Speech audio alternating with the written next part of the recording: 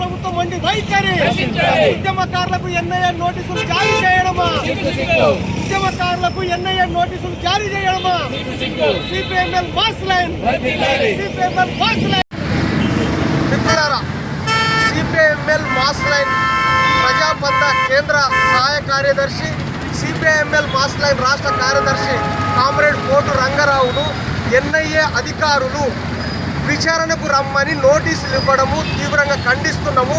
ఈ నోటీసులను వెంటనే ఉపసంహరించుకోవాలని కేంద్ర రాష్ట్ర ప్రభుత్వాలు డిమాండ్ చేస్తున్నాం.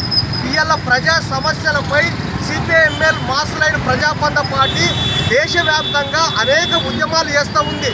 ప్రజా సమస్యలపైన, భూస్వాముల సమస్యలపైన, విద్యార్థుల సమస్యలపైన, మహిళలపై అత్యాచారాలు జరిగితే వాటిపైన, ఇవాళ ఆపరేషన్ కగారు జరిగితే వాటిపైన కూడా మీరు అకారణంగా దాడులు నిలిపివేయాలని మాట్లాడినందుకే ఇవాళ ఎన్ఐఏపై పెట్టినటువంటి కేసును ఖండించినందుకు దానికి మీరు సాక్షిగా రావాలని చెప్పేసి ఇవాళ మా పార్టీ సెక్రటరీకి నోటీస్ ఇవ్వడం అన్యాయమైంది.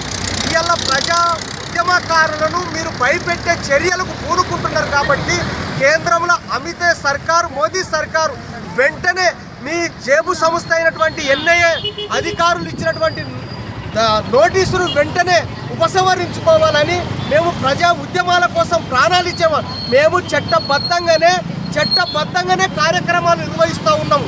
ఇవాళ కేంద్ర ప్రభుత్వం కానీ రాష్ట్ర ప్రభుత్వం కానీ ప్రజలకు ఇచ్చిన హామీలను అమలు చేయాలని ప్రజా ఉద్యమాలు నిర్వహిస్తూ ఉన్నాం.